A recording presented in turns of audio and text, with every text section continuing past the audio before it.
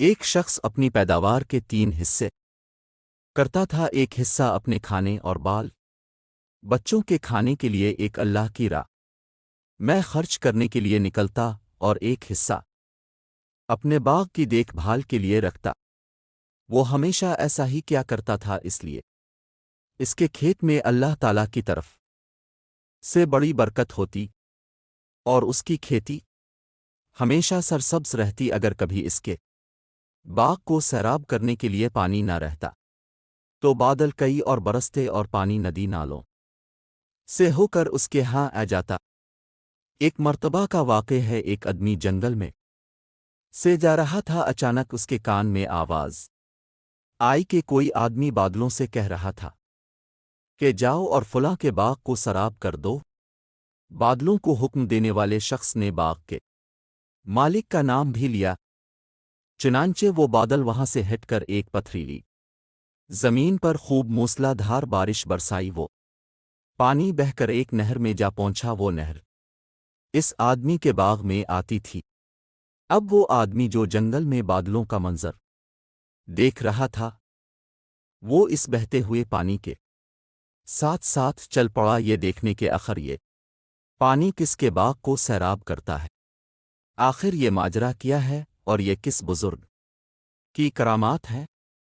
وہ آدمی نہر کے کنارے کنارے چلتا ہوا اس باغ تک جا پہنچا، اور نہر سے ہو کر اب یہ پانی نالوں کے ذریعے اس کے باغ میں آنے لگا اور باغ کو سیراب کرنے لگا۔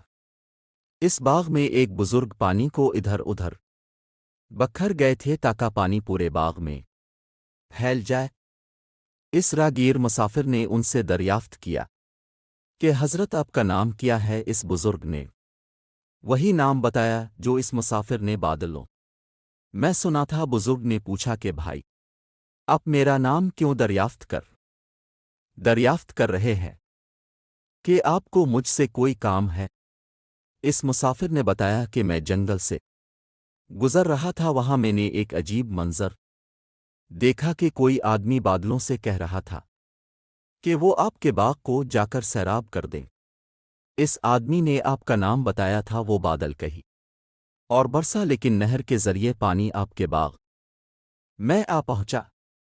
یہ عجیب و غریب منظر دیکھ کر اس کی حقیقت جاننے کے لیے اس بہتے پانی کے ساتھ چلتا آیا کہ دیکھو کہ وہ کیسے بزرگ ہیں جن پر یہ خاص نظری رحمت ہیں۔ پھر اس مسافر نے پوچھا کہ حضرت اب کیا کرتے ہیں کہ اس باغ کو سیراب کرنے کا غیبی انتظام ہو جاتا ہے؟ اس پر ان بزرگ نے بتایا، اس باغ سے مجھے جو کچھ بھی ملتا ہے میں اس کے 3 حصے کرتا ہوں۔ ایک حصہ اپنی اولاد کے لیے، ایک حصہ اللہ کی راہ میں خرچ کرتا ہوں، اور ایک حصہ اس باغ کی دیکھ بھال کے لیے۔ اس لیے جب بھی میرے باغ کو پانی کی ضرورت ہوتی ہے، جو قدرت کی طرف سے اس کا انتظام ہو جاتا ہے۔ عزیز دوستو، سچ ہے جو اپنی حلال کی کمائی کا کچھ حصہ اللہ کی راہ میں خرچ کرتے ہیں، وہ کبھی رائے گا نہیں جاتا۔